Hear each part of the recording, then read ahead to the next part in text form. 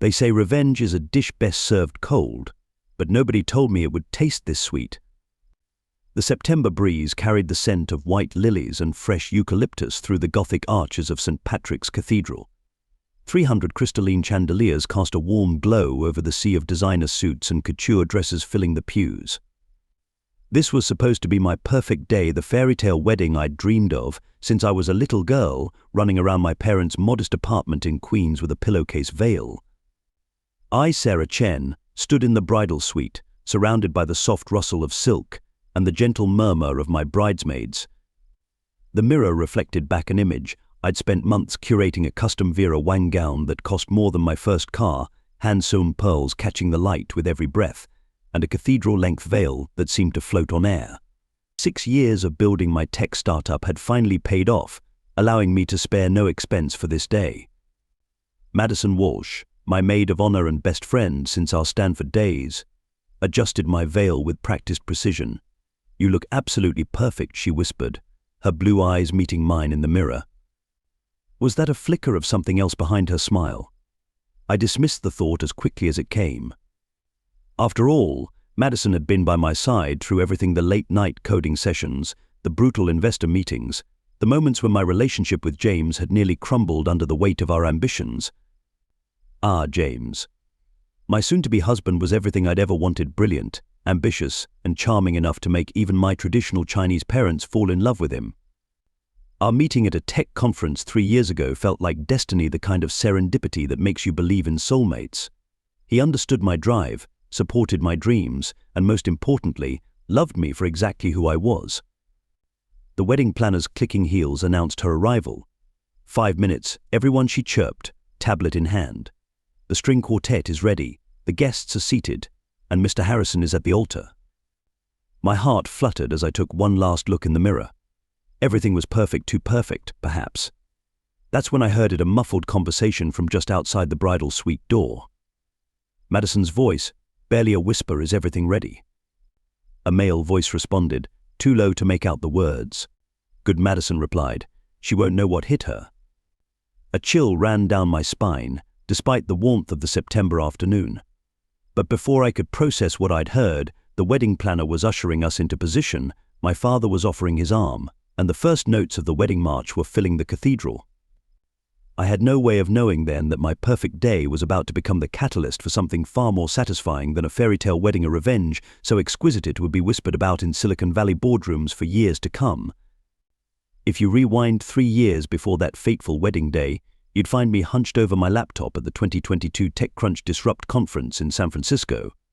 My startup, CyberShield AI, was gaining traction, but we needed more investors.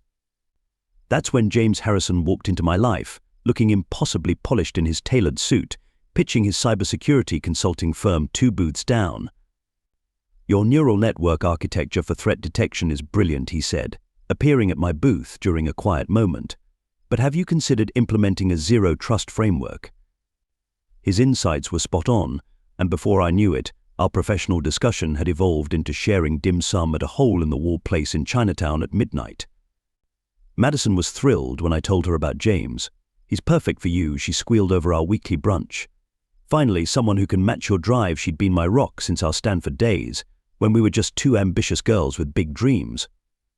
While I focused on AI and cybersecurity, Madison had carved her own path in corporate finance, eventually becoming CFO of her family's tech manufacturing empire.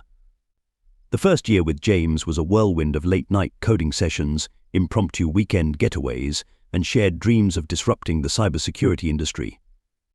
He understood the pressures of building something from scratch, the weight of employee salaries on your shoulders, the sleepless nights before major presentations. When he proposed on the rooftop of our favorite dim sum place, surrounded by string lights and the San Francisco skyline, saying yes felt like the most natural thing in the world.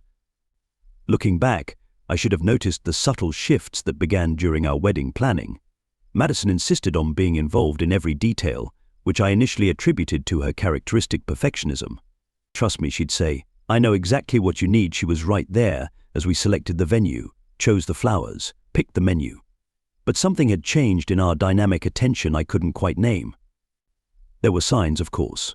The way Madison's smile would tighten when James joined our brunch dates, how she'd steer conversations toward his past relationships, pressing for details about his college girlfriend or his last breakup.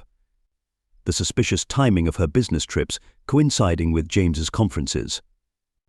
Then came the strange incidents during the wedding planning. The first florist I loved mysteriously received a better offer and backed out. My dream venue had a sudden pipe burst the day before we were supposed to sign the contract. Each time, Madison swooped in with a better alternative, ones that always seemed to align with her vision rather than mine. "Don't you think the cathedral suits your story better than that modern art museum?" she'd argued. "James comes from old money, his family will appreciate the traditionalism." She was always so logical, so persuasive. I ignored the way my stomach knotted when I agreed to her suggestions. The tensions escalated 6 months before the wedding. During a dress fitting, I overheard Madison on the phone in the boutique's bathroom. "Everything's proceeding as planned," she was saying in a hushed tone. "No, she doesn't suspect anything. You know Sarah, always too trusting for her own good." When she emerged, she blamed the mysterious call on work stress, but something in her eyes had changed. James started working later hours, citing a major new client. Our weekly date nights became monthly, then practically non-existent. "The wedding planning is taking up so much of your time anyway," he'd say with that charming smile that used to make my heart skip. "Madison's helping you with everything, right?" Madison. Always Madison. She had opinions about everything: the invitations, the seating arrangements, even my choice of wedding night lingerie. "Don't worry about a thing," became her mantra. "I've got it all under control." 2 weeks before the wedding, I caught them in what looked like an intense discussion at our favorite coffee shop.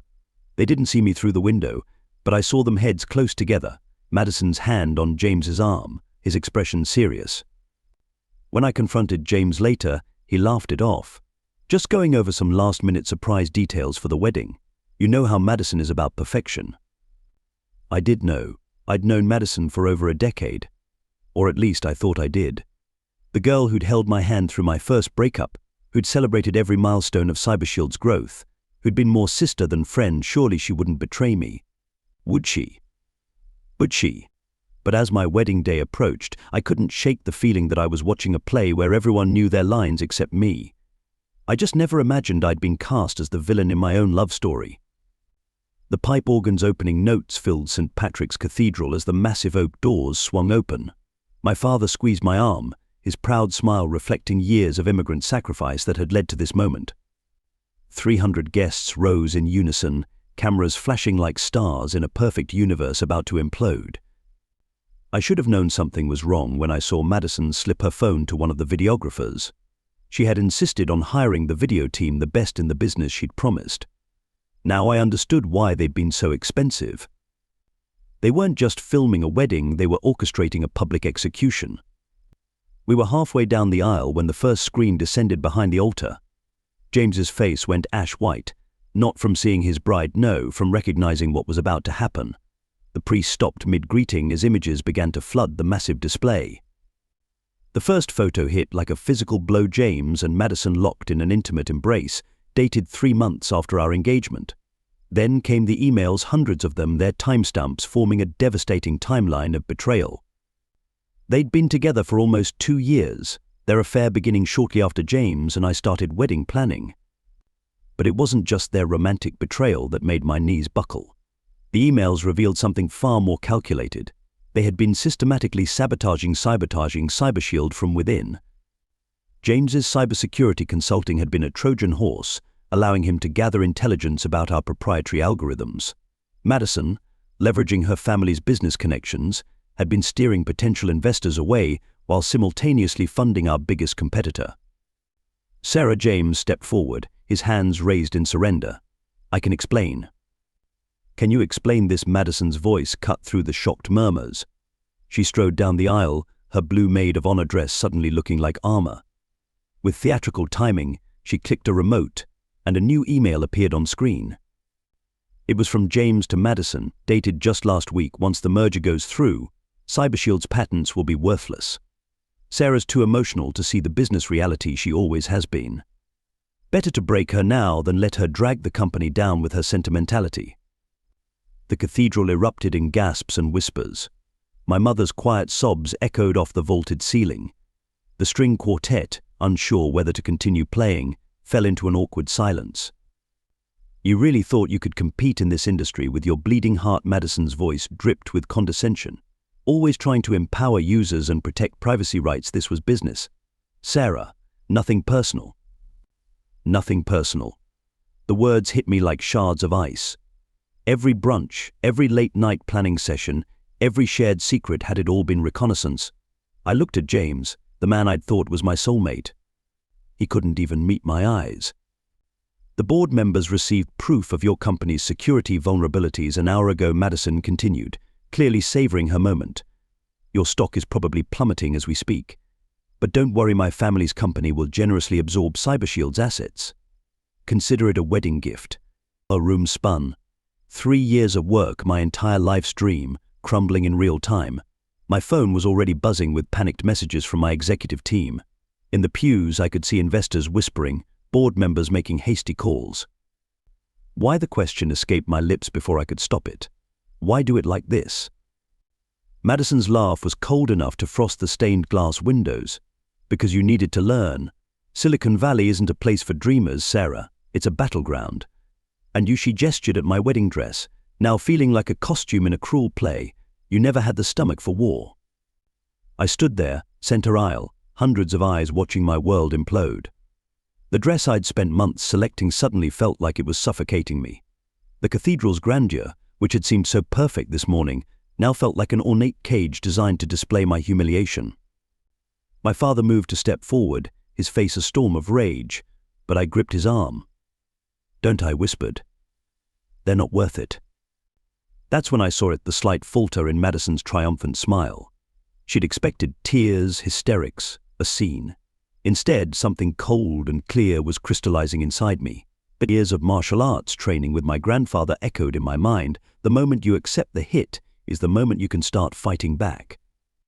I straightened my spine, lifted my chin, and looked Madison directly in the eyes. "Thank you," I said, my voice carrying in the hushed cathedral. "For what?" she asked, thrown off script. "All for showing me exactly who you are." "Both of you," I turned to address the stunned guests. "I'm sorry you all had to witness this. The reception obviously is cancelled. Please donate your gift to the Electronic Frontier Foundation. They do excellent work protecting digital privacy rights." With that, I turned and walked back down the aisle, my steps measured and steady.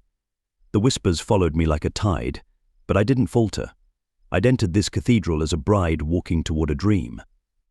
I was leaving it as a warrior walking toward a war. In the bridal suite, I caught my reflection in the mirror, the same image as before, but now I saw it clearly. The dress wasn't a princess gown, it was battle armor. The pearls weren't decorations, they were ammunition. And the woman staring back at me wasn't a victim, she was a phoenix about to rise from the ashes of her own naivete. My phone buzzed again. CyberShield's stock had indeed plunged 60% in the last hour. Madison had orchestrated her coup perfectly. Almost perfectly. But she'd made one crucial mistake. She'd left me with nothing left to lose. As I walked out of the cathedral's side door, avoiding the press already gathering at the main entrance, a strange calm settled over me. They thought they'd destroyed me. They had no idea they'd just created their worst nightmare. The game wasn't over. It was just beginning. The first week after the wedding that wasn't passed in a blur of lawyer meetings, emergency board sessions, and sleepless nights. I'd moved into a small apartment in the Mission District, as far from my old life as I could get, while staying in San Francisco. The Vera Wang wedding dress hung like a ghost in the corner, a $15,000 reminder of my own blindness. But rock bottom has a way of showing you who your real friends are. Lisa from engineering showed up at my door with a bottle of scotch and full backups of our source code. She'd been maintaining secret repositories since noticing unusual access patterns from James's consulting team. Kevin, my college roommate who'd become a tech journalist, called with intel on Madison's previous business ventures. Most surprisingly, Catherine Walsh, Madison's own sister, reached out. "You're not the first," Catherine told me over coffee at a quiet cafe in Hayes Valley. "Madison's done this before. Different methods, same pattern. She finds successful women she can befriend, gets close to them, then systematically destroys their businesses. The family covers it up with NDAs and settlements." Catherine slid a USB drive across the table. Last year's financial records from Walsh Technologies. Dad doesn't know I have access to these. Look at the pattern of shell companies and the dates of certain acquisitions. That night, fueled by scotch and rage, I started mapping it all out on my apartment walls. Red string connected newspaper clippings, financial reports, and social media screenshots. Madison had orchestrated similar takedowns of at least 3 other women entrepreneurs in the past 5 years. Each time, Walsh Technologies had absorbed the failing companies at bargain prices. But she'd never faced someone like me. While Madison excelled at social manipulation, I understood systems, how they worked, how they failed, and most importantly, how they could be rebuilt stronger. CyberShield's stock was down, but our core technology was still revolutionary. The vulnerability James had discovered was actually a honeypot I'd created years ago, a fake weakness designed to catch potential intruders.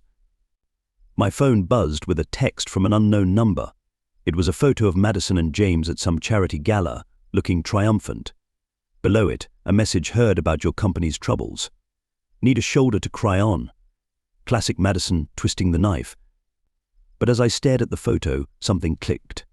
Madison's greatest weapon was her ability to make people trust her completely. She played the devoted friend, the supportive colleague, the passionate lover, whatever role would get her closest to her target. Her victims never saw the betrayal coming because they were too busy believing in the character she'd created. I opened my laptop and started coding. If Madison was a master of social engineering, I would become a grandmaster of digital warfare. But this wouldn't be a quick hack or a crude attack. No, this needed to be elegant, comprehensive, and most importantly, completely legal. First step I called Lisa. Remember that neural network we were developing for pattern recognition in cyber attacks? I need to repurpose it. We're going to train it to analyze business transactions, social connections, and communication patterns. Next, I reached out to Catherine. Your family's business has a lot of government contracts, right? How familiar are you with regulatory compliance requirements? The plan began taking shape. Madison had spent years building her house of cards on a foundation of trust and manipulation.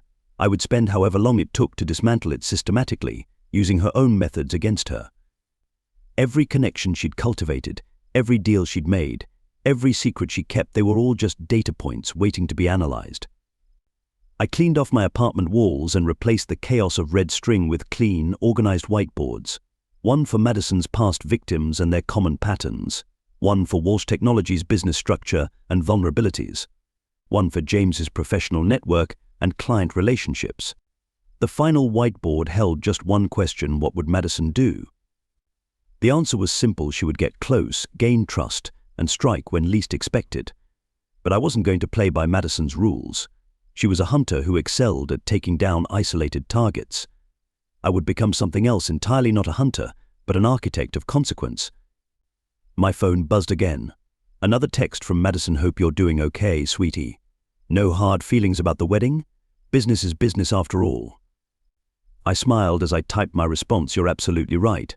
Business is business. Then I turned back to my whiteboards. The game was changing, and this time I was writing the rules. Silicon Valley loves a comeback story, and I gave them one for the books. While Madison and James basked in their victory, I was methodically setting the stage for their downfall. The first step: rebranding CyberShield into Phoenix Security, a name that made investors smile at the obvious symbolism. The vulnerability that James had discovered turned out to be our greatest asset. Our honeypot had logged every attempt he'd made to breach our systems, every piece of data he'd tried to access. When this evidence was anonymously submitted to his other clients, they began internal audits. Within months, his consulting firm lost 60% of its contracts. But that was just the opening move. I reached out to Peter Walsh, Madison's father, with a proposition. Your daughter exposed some real weaknesses in our security, I told him over lunch at the Rosewood. I'd like to propose a partnership. Phoenix Security providing cybersecurity for Walsh Technologies' government contracts. The irony of using Madison's own victory speech about business being business wasn't lost on him. Peter Walsh was old school tech, from the days when handshakes meant something. Madison had learned her ruthlessness from somewhere, but she'd missed her father's crucial lesson about playing the long game. He signed the contract, impressed by my professionalism in the face of personal setbacks. But that contract gave us legitimate access to Walsh Technologies' systems. Everything we found was completely legal. We were hired to find vulnerabilities, after all, and find them we did. Madison had been sloppy, leaving digital breadcrumbs connecting the shell companies she'd used to destroy her previous victims. Each acquisition, each hostile takeover, each NDS-silenced victim became a dot in a pattern that was impossible to ignore. Meanwhile, I was building Phoenix Security into everything CyberShield should have been. Our focus on ethical AI and user privacy protection attracted top talent, including several key engineers from Walsh Technologies. Madison's sister Catherine joined as our CFO, bringing with her intimate knowledge of the family business's financial structures. The real turning point came when one of Madison's previous victims reached out. Sarah Rodriguez had lost her biotech startup to Walsh Technologies 3 years ago. "I saw what happened at your wedding," she said. "I want to help." She wasn't alone. Once we started looking, we found a network of brilliant women who'd been systematically targeted by Madison's schemes. We built something beautiful from our shared wounds, a business alliance that combined our various expertises. Rodriguez's biotech innovations, combined with our security solutions and others' contributions, created a technological ecosystem that began to seriously compete with Walsh Technologies in multiple sectors. Madison noticed, of course. She tried to plant negative stories about me in tech blogs, suggesting I'd fabricated the wedding drama for publicity. It backfired spectacularly when Catherine released the financial records showing Madison's pattern of corporate sabotage. The SEC investigation was quietly devastating. While they found nothing explicitly illegal in Madison's actions, the scrutiny revealed enough questionable practices to make Walsh Technologies' government contractors nervous. Stocks began to slip. Board members started asking uncomfortable questions. James, meanwhile, was discovering the true cost of betrayal in Silicon Valley. Every time he tried to rebuild his consulting business, another one of his past clients would discover security breaches that had occurred during his tenure. His reputation was in tatters, his client list dwindling to desperate startups and fading enterprises. I took no pleasure in his downfall. Well, maybe a little, but I remained focused on the bigger picture. Phoenix Security was revolutionizing the industry, implementing the ethical frameworks I'd always dreamed of. Our user privacy protection protocols became the industry standard. Every success was a step toward my ultimate goal. The killing blow came from an unexpected quarter. Madison's pattern of destroying women-led businesses had caught the attention of a prominent tech feminist organization. When they approached me about leading a task force on corporate ethics and gender discrimination, I accepted immediately. The publicity was explosive. Walsh Technologies' board called an emergency meeting. Madison walked in confident, prepared to defend her actions with her usual mix of charm and intimidation. She froze when she saw me sitting there. "Mess. Chen is here representing Phoenix Security," Peter Walsh announced. "The board has voted to accept their offer to acquire a controlling interest in Walsh Technologies." Madison's face went through a fascinating series of expressions. "This is ridiculous," she sputtered. "She's using her personal vendetta." "Like you used your position to destroy multiple successful businesses," I interrupted calmly. "The difference is, Madison, I did everything legally. Every acquisition, every contract, every partnership, it's all documented and above board. Business is business, right?" So the look in her eyes when she realized I'd used her own methods against her, that moment alone was worth every sleepless night of the past 2 years. "Dad," she turned to Peter Walsh, but found no ally there. "The board's decision is unanimous," he said heavily.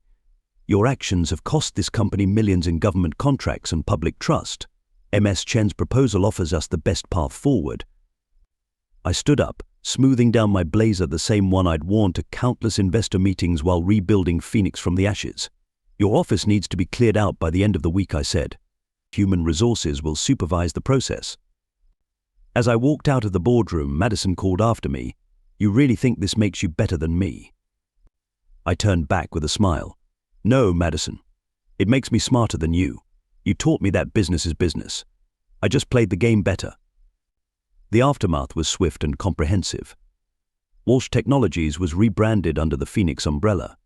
Madison's corner office was converted into a collaborative workspace for our engineering team.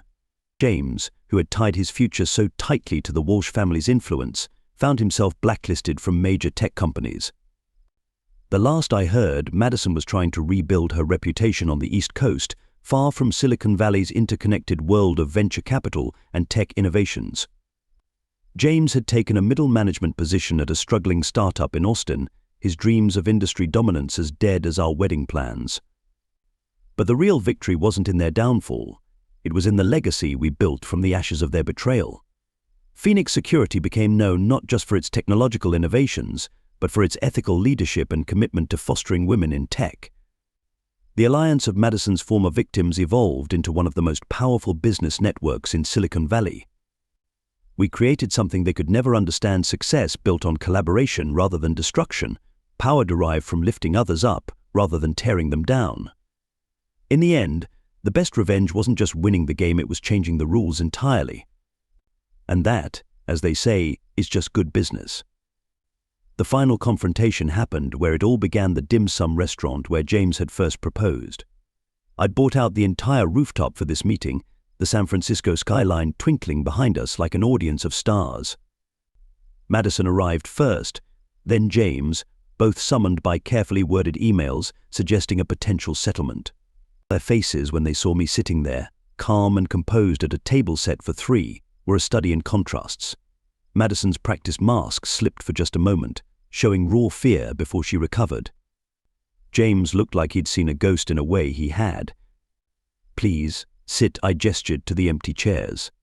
"The tea is getting cold." If this is some kind of ambush, Madison started, but I cut her off with a laugh. "An ambush? Like releasing private emails at someone's wedding? No, Madison.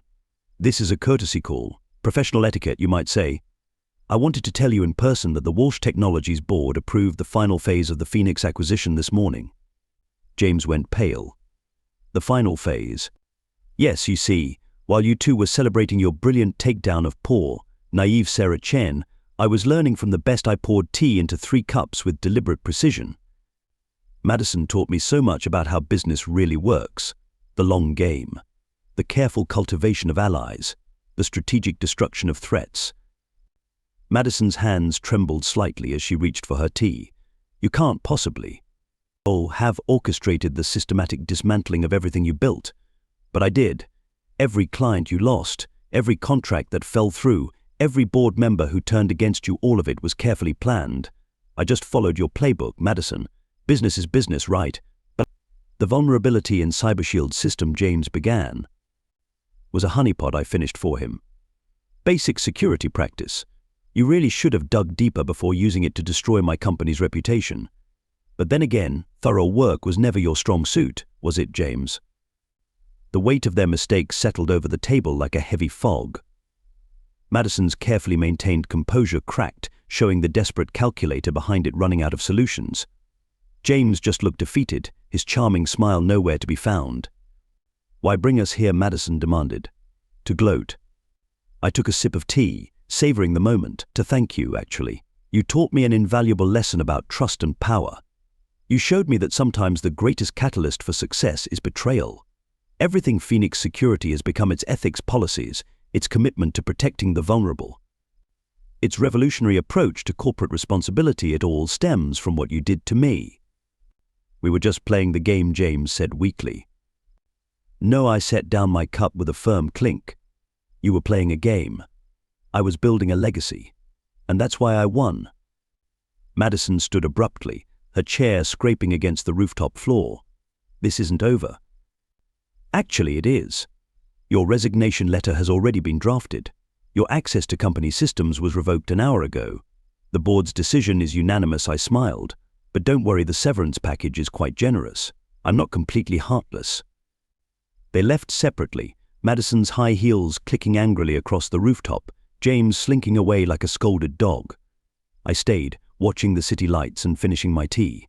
The weight of the past 3 years lifted from my shoulders like morning fog burning away in the sun. My phone buzzed. A text from Catherine. Board announcement went out. "It's done." I typed back a quick thank you and stood up, smoothing down my dress. The same skyline that had witnessed James's proposal now witnessed something far more satisfying: the moment I finally let go of the past and embraced the future I'd built from its ashes.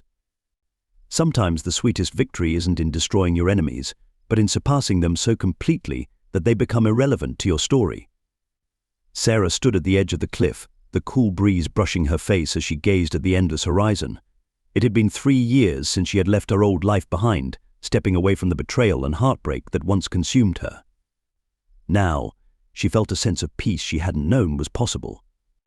Her journey had been one of self-discovery. After losing her marriage and job in quick succession, Sarah had been forced to confront her deepest fears and insecurities. Therapy, long hikes in nature, and quiet evenings journaling helped her piece herself back together. She discovered a resilience she never knew she had, and a clarity about what truly mattered in life.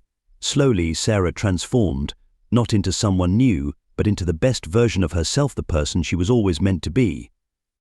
As she pursued her dream of starting her own design consultancy, Sarah's professional success came as a pleasant surprise. Initially working out of her tiny apartment, she poured her heart and soul into her work, creating spaces that spoke to the soul. Her designs gained attention, and soon her small business grew into a celebrated brand.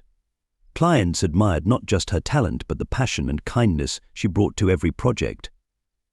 Sarah's name became synonymous with warmth and authenticity, qualities she had spent years nurturing in herself. Amid this whirlwind of change, love found Sarah in the most unexpected way. At a networking event, she met Daniel, an unassuming architect with a quiet humor that immediately put her at ease. What began as professional collaboration soon deepened into something more. Daniel wasn't like the people from Sarah's past. He didn't want to compete with her or diminish her light. Instead, he celebrated her victories as though they were his own. Their bond grew organically, rooted in mutual respect and genuine affection. For the first time, Sarah experienced what it meant to be truly seen and loved. Looking back, Sarah realized that her struggles had been a blessing in disguise. They had taught her the most important lessons of all: the value of authenticity, the strength of vulnerability, and the power of forgiveness, not for others, but for herself. She had learned that happiness wasn't found in revenge or validation from those who wronged her. True happiness came from within, from knowing that she had risen above the ashes of her old life and built something extraordinary. As for revenge, Sarah no longer sought it.